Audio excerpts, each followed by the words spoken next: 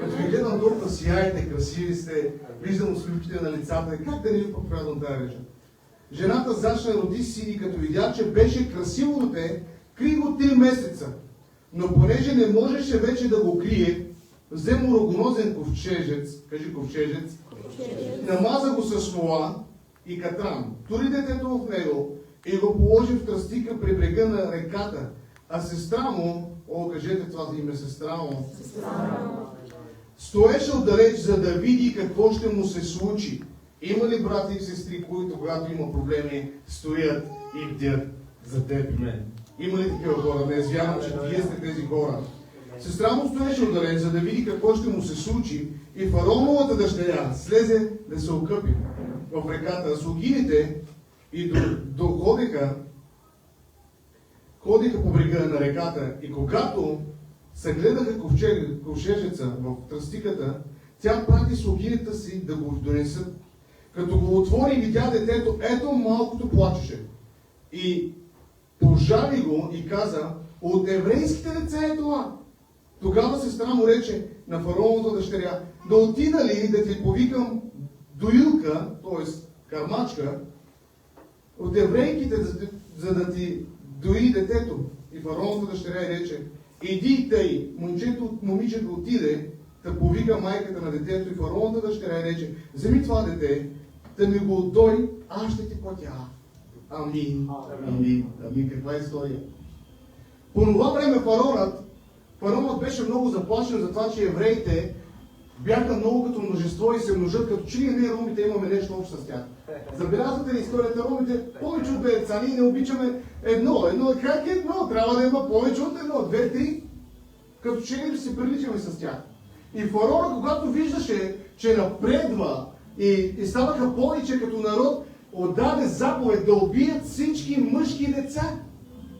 Всички мъжки деца. Но чуйте, когато фараон е отдавал заповед да убият всички мъжки деца, е забравил да каже да убият и бабите, които са ги бабували. Чувате? Той е казал да убият всички мъжки деца, но не е казал на бабите да убият бабите. Защото ако нямаше кой да ги бабува, ако нямаше кой да изражда децата нямаха да живеят. Но чуйте, Мойсей беше избран. Мойсей беше избран. Аз знам, че фараонът беше властен по това време, фараонът беше толкова издигнат, беше политическа сила и нямаше по-голяма личност и по-силна личност от него. Но чуйте, Бог да засрами големия фараон, вкара малкия пророк в лагера му. Бог засрами големия фараон, като вкара малкото бебе. Не знам, може би пред очите на някой си твърде малък, пред очите на някой си твърде жалък, пред очите на някой си отхвърлен, но само да ти кажа, че малките неща, малките ключове отключват големите катенари. Малките ключове отключват големите катенари. Малките неща отключват. Знаете ли, на новата сграда отидах и погледнах, има такъв катенар.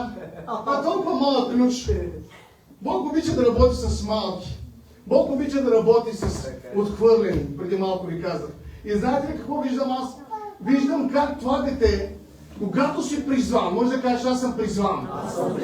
С цел, с мисия и съдба да извърша делото на Господа. Според Еремия 1:5 се казва, дарах ти образ и подобие преди света да те е познал. И върве колкото пъти не иска да те убива, той не може да те убие, защото ти имаш протекция. Защото Бог е изпратил ангелът си да те пази. И по това време, когато всички мъжки деца бяха убивани, тогава майката каза на дъщеря си да пусне, това беше Мериам, накара да пусне детето по река Нил. А знаете ли, че Нил по това време са хвърляли всички деца вътре? В река Нил са хвърляли всички деца вътре. Но само, че когато тя пускаше това дете, имаше ковчеже. И това ковчеже беше намазано с смола.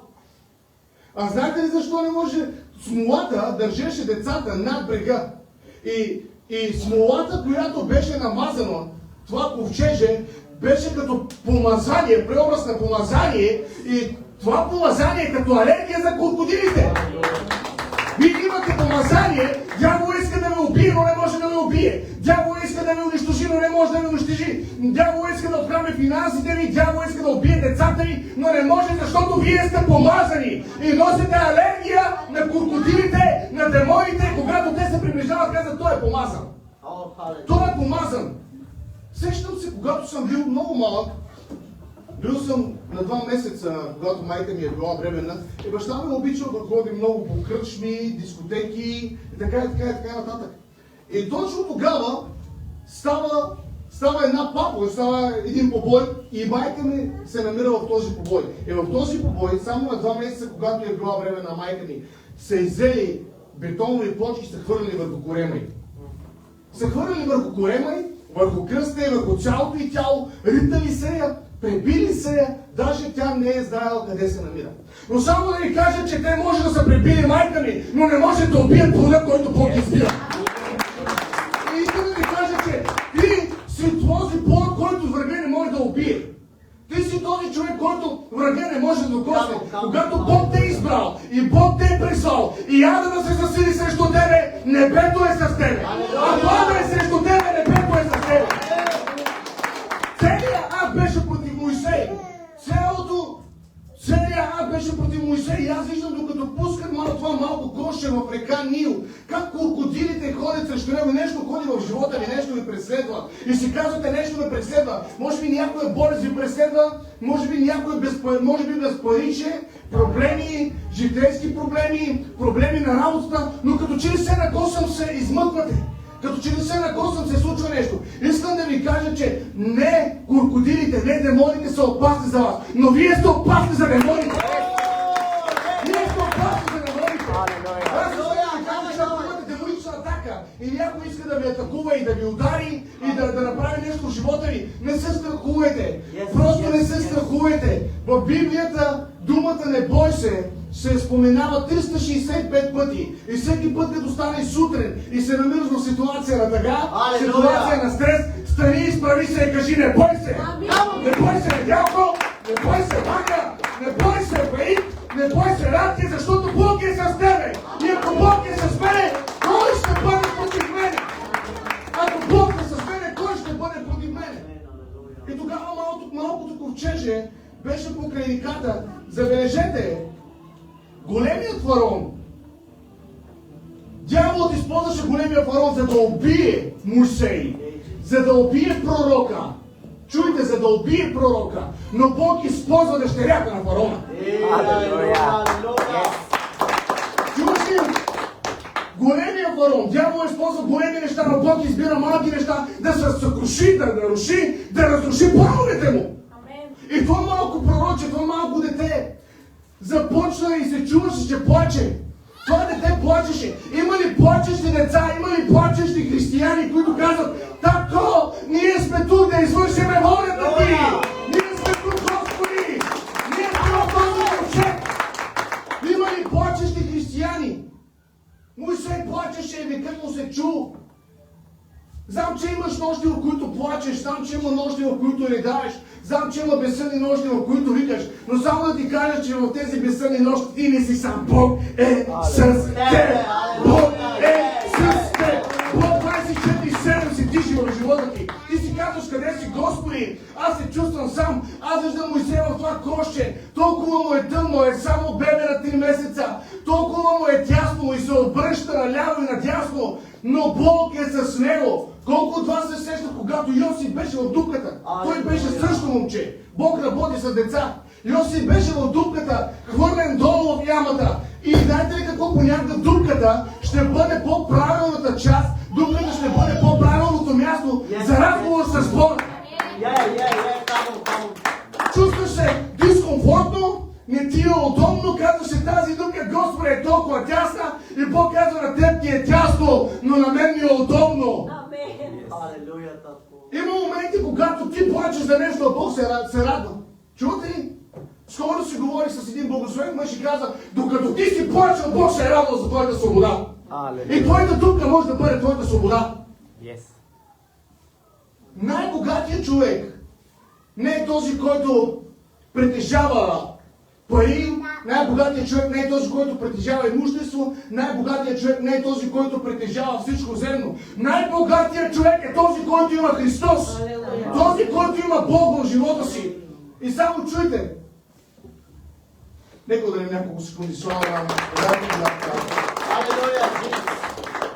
И тогава Бог вкарва Знаете ли какво вярвам аз? Че фараоновата дъщеря имаше заповед и тя да убие, ако види някои от децата. И фараоновата дъщеря имаше. Представете си, че ако баща ви е фараона, какво бихте направили вие? Тя имаше заповед, но когато, каквато и заповед да имаш, каквото и нареждане да имаш, каквато и позиция да имаш, когато Бог променя мнението и мислите, знаете ли какво виждам аз? Коша се приближаваше и плача. Тя, когато видя Коша, се каза това от еврейските деца и тя беше скептично настроена. Ето, чувате ли детски плач? Детски плач. Това е моя виждане. Виждам как детето плаче и Коша приближава към фараоновата дъщеря, но всеки път тя, когато виждаше този кош, се казваше този кош. Това дете плаче, това от еврейските деца. Тук има указ всяко дете да се убие. Но всеки път, колкото се приближаваше, знаете ли какво имаше на коша? Присъствието на Святия Дух беше върху коша. И всеки път, когато той се приближаваше към фараоновата дъщеря, променяше мислите й, променяше чувствата й, променяше сърцето й. И ние днес, някои искат да ме убият, някои искат да ме хвърлят, някои искат да ми пуснат на някъде, но всеки път, когато вие се доближавате с присъствието на Господа, ще променяте мнението му. Моисей се носеше над водата. Само да ви кажа, че в Битие 1:1, кой се носеше над водата? Святия Дух. И Духът казва, се носеше над водата. Бог те призовава да ходиш над водата, не под водата. И днес много хора ходят под водата в проблеми, но Бог ти казва, не бой се, Петре, излез от ладията и ходи над водата. Защото аз съм Бог. Проблемите няма да те спрат. Да, има моменти, когато казваш, Господи, потъвам и умирам, но Бог е там. Не знам защо започвам натам, но позволявате ли да ви погледнам тази вечер? И чуй! Бог те призовава да ходиш над водата. Погледнете, Святия Дух се движи над водата, Кошето се движи над водата. И Бог призовава Петър, и Петър се движи над водата. Но всеки път, когато погледнете, Петър се е движил от водата, но когато Петър погледна към себе се потъна. Всеки път, когато Бог ви призовава, гледайте към Него, не гледайте към себе си. Защото всеки път, когато поглеждаме на нашите сили, на нашите възможности, ще се проваляме. Ще се проваляме и ще потъваме. Но имам добра новина. Не си потънал толкова ниско. Не си стигнал толкова дълбоко. Не си в такава дупка, откъдето кръвта на Исус не може да те избави. Кръвта на Исус не може да те избави от всяка ситуация. И тогава детето идва, Кошето се приближава и дъщерята казва, сега трябва с всяко приближаване това дете променяше сърцето на тази жена. С всяко приближаване се променяше. С всяко приближаване. Големия фараон, дявол използва големия фараон и иска да убие някой от нацията ни. Големия фараон. Не гледате ли, че сега в момента се движиме в фараонова политика? В фараонова политика. Влизаш в гетото и погледаш фараонова политика. Виждате какво се случва. Навсякъде има политиканти, всеки фараонова политика, това е фараоновия дух, всеки се окичал с злата, всеки се е направил, като че ли искаме да бъдем като египтяните. Но само да ви кажа, че Бог издига пророци, за да бъдат изобличени. Бог издига пророци, защото нето златото, нето парите, нето имущество могат да те спасят, но Исус Христос, който умре и възкръсна, дава вечен живот. И Бог издига плачещи, викащи за Неговото царство. И точно това малко дете, точно това малко дете влиза в лагера на врага. И много често пъти си казваш, защо съм израснал в гетото? Защо съм израснал точно в този квартал? Защо съм израснал точно в тази нация? Само да ти кажа, че Бог те е изпратил в тази нация като съгледач и като дойде времето да те изправи, да убиеш слугата и да те изпрати в пустинята, да пасеш овцете. И след като пасеш овцете, ще кажа, отиди и избави народа ми. Бог те е пратил да се под наркомани, Бог те е изправил пред някое гето, да, аз самия живея в гето, но Бог ме е изпратил да бъда тук, за да видя обществото. Колко са се питали, защо живеем тук? Има ли такива? Халелуя, татко. И последния път си каза, Господи, аз не искам да служа в гетото, а Бог ме изпраща в гетото. Ти си казваш, Господи, искам да бъда някъде друга, той ти казва, искам да бъдеш тук. Не е важно какво искаш ти, важно е какво иска той. Важно е какво иска той. И малкото дете Моисей влиза и започва да изучава египтологията. Започва да изучава египтологията. И след като изучава египтологията, знаете ли какво се случва? Мога да премина към откровение. Давай. Мога ли? Давай, освобождавай. Когато той се научи на египтологията, в изход 3 глава се казва, че той е пасал овцете, вече е пораснал, станал е мъж, пораснал е. И когато е пораснал, Бог го среща, убива един египтянин и 40 години трябваше да бъде притъста с Йотор. И Бог го среща при планината Хорив. И му казва: Мойсей, той е изучил египтологията. Какво имаш в ръката си? Той казва: тояга, жезъл. И когато Мойсей е хвърлил жезъла, знаете ли какво е взял? Змия. И Мойсей се оплаши. И Бог му каза: хвани я за къде? Опашката. Това царство не е тук така. Ние сме глави, а не опашки. И затова Бог каза на Мойсей: хвани тази змия за опашката. Но знаете ли защо се оплаши Мойсей? Да продължа ли? Давай. Мойсей се оплаши, когато видя змията, защото на фараоновата корона също имаше змия. Той видя фараона. И знаете ли сега, някои от вас може би живеят все още в спомени. Бог ви казва да прави това, но ти живееш в спомени. Бог ти казва: какво имаш, хвърли го, ти живееш в миналия си живот. Сещаш се още как си взимал наркотици, сещаш се още как си играл казино, сещаш се още какво си правил. Но искам да ти кажа, че според 2 Коринтияни 5:17 се казва: ако някой е в Христос, той е ново създание. Той е ново създание. Старото премина и всичко стана ново. Може да кажеш: старото премина и всичко стана ново. И големия фараон беше победен от едно малко дете. На Бог не му трябват големи. На Бог не му трябваше най-красивия, най-големия. На Бог не му трябваха най-възможните според Първо царе. На Бог му трябваше малкия Давид. Малкия Давид, който отиде. И Бог каза, изпраща Самуил и каза: искам да отидеш и да ми помажеш за цар от Есеевия дом, синовете му. Той отива и какво да видим? Той отива при най-красивия. Може ли? Ти си красив, може ли? Още двамата дойде. Искам да... Ела. И тук. Може ли Радостин? Радостина, ела, тати. Ела ще играеш ролята на Давид. Застани там.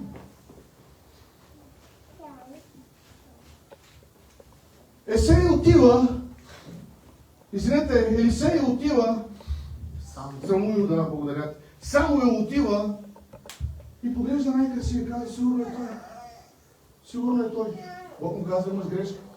Не поглеждай на красотата му, извинявай, че ще използвам като идеал. Не поглеждай на красотата му и на ръста му.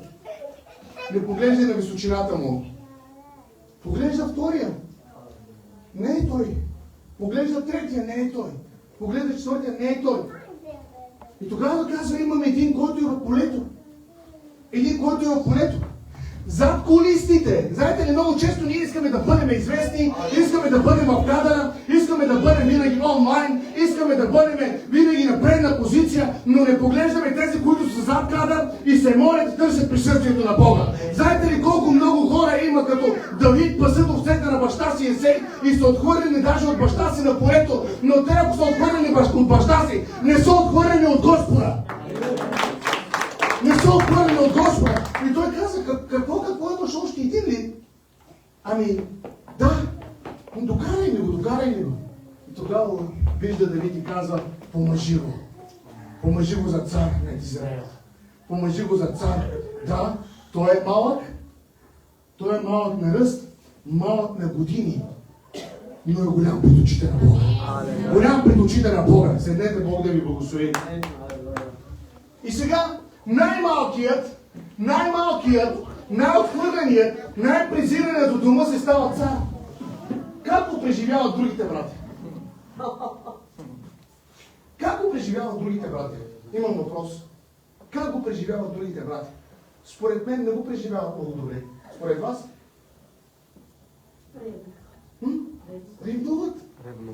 Ревнуват, нали?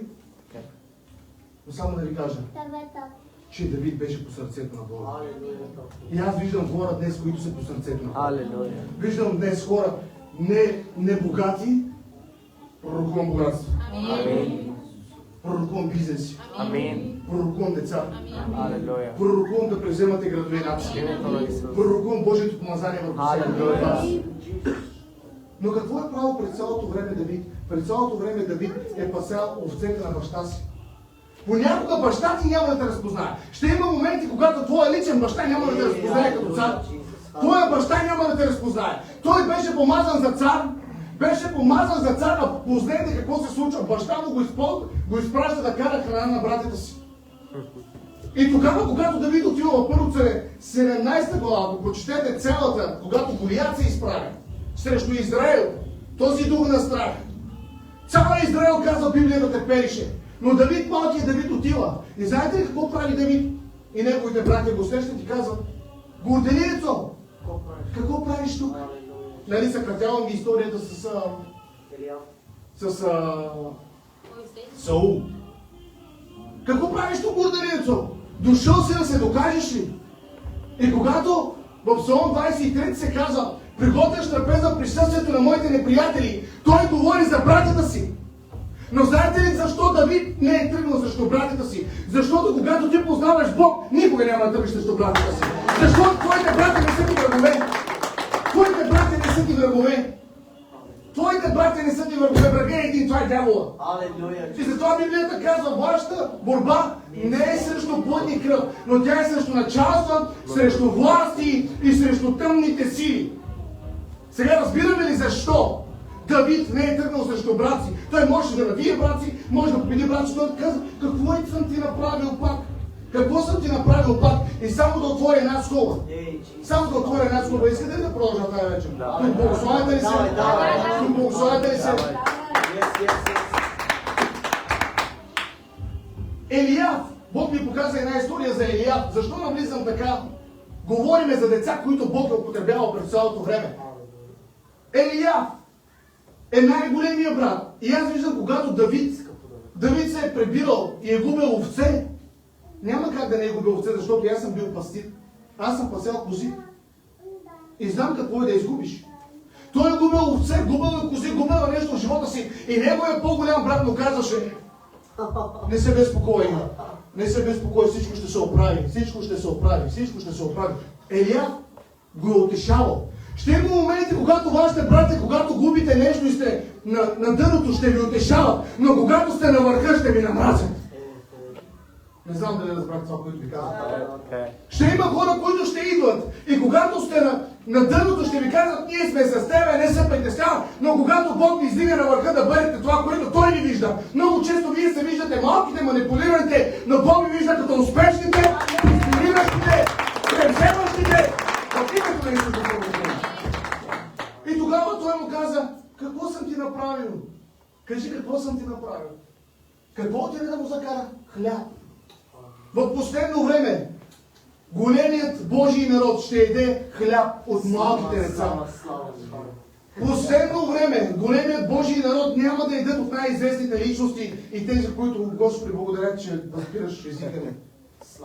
Ще ядете храна от малките, защото малките са чисти. Да прехвърля ли към третото дете? Давай. Имаме ли време? Има. Трето дете според Йоан 6 глава, когато имаше 5000 души и всичките бяха гладни, учениците отиват и казват: Исусе, да разпуснем народа, няма какво да им дадем да ядат. Имаме само 10 динария. И тогава видяха едно малко дете. Едно малко дете. Погледнете. Учениците не погледнаха на какво имат, но не погледнаха на този, който го дава. Те погледнаха какво имат, но не погледнаха какво имат в ръцете, но не погледнаха на снабдителя. И тогава едно малко дете, може би майка му беше сторила вечеря, 5 хляба и 2 риби. 5 хляба и 2 риби. Аз виждам детето, не казва: ама аз майка ми ги тури да вечерям, нали, извинявайте, не мога да ви ги дам. Детето отива и дава тези 5 хляба и 2 риби. Какво имаш днес? Знаете ли, може би имаш много малко, Не е останало нищо, но само да ти кажа, че малкото, което в ръката ти го предаваш на ръцете на Бога, се умножава. Малкото, което в ръката ти го даваш в ръката на Бога, ще се умножи. Когато предаваш живота си, когато предаваш всичко на Бога, когато се довериш на Бога, когато повериш семейството си в ръцете на Бога, когато повериш децата си в ръцете на Бога, когато повериш бизнеса в ръцете на Бога, Бог е верен да те благослови. Бог е верен да те благослови. Но знаеш ли, бизнеса ми не върви. Нещо не се случва. Аз искам да ти кажа, ако бизнесът не върви, духовното ти състояние куца. Защо го казвам? Павел казва, млад бях, остарях, но не видях праведния да проси. И нека ви кажа нещо. Когато трябваше да пътувам за Белгия, бях само с около 400 лева. Трябваше да отида в Белгия. Оттам първо трябваше да отида до София. От София трябваше да замина за Белгия, да си купим билетите и след това да заминем в Холандия. Но когато си верен на Бога, и Бог е верен към тебе. И тези 400 лева не ни стигат за нищо. С моята съпруга казваме, какво ще правим, Ваня? Нещо не се случва мило. Няма да може да отидем. И знаете ли какво се случва? Звъни се телефон. И в момента ние гледаме, че билетите са много евтини. За секунди билетите стигнаха до 400 лева. Хотелът стигна около 400 евро. И казвам, чакай бе, как ще отидем? Ние нямаме такива пари. И един Божий човек каза, успокой се. И знаете ли какво се случва? Звъни ми се телефон. И телефонът ми каза, единия поема хотела, втория плаща билетите и третия идва ме взима за София. Това е Бог, който ще те изненада. Това е Бог, който ще ти даде благословение. Това е Бог, който ще напълни и ще прелее в тебе. И сега въпросът ми е, какво имаш? Какво имаш? Какво имаш? Бог често пъти пита какво имаш. Той попита Мойсей какво имаш. Той попита Мойсей какво имаш. И той каза тояга. С други думи, Давид, какво имаш? 5 камъка. Алелуя, чист 5 камъка. Йосиф, какво имаш? Шарена дреха. Детенцето, какво имаш? 5 хляба и 2 риби. Това, което ви е останало, е по-силно от това, което сте изгубили. Това, което ви е останало, е по-силно от това, което сте изгубили. Това, което ви е останало, е по-силно от това, което сме изгубили. И след колко това се сещат на жената, искате ли да продължа? Давай. Там ще заключим.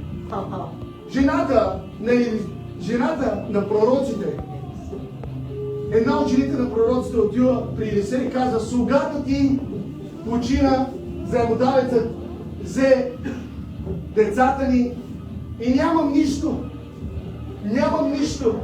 И той каза, какво имаш? И тя каза, имам само малко помазание.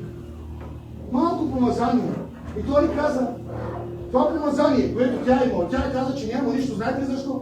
Защото не беше поверила децата си на Господа, не беше поверила дома си на Господа, не беше поверила, може би, парите си на Господа, не беше поверила всичко това, което беше. Даже нямаше съдове. И той каза, отиди вземи назаем съдове. Отиди вземи назаем. Малкото мило, което тя имаше. Каза, отиди вземи назаем.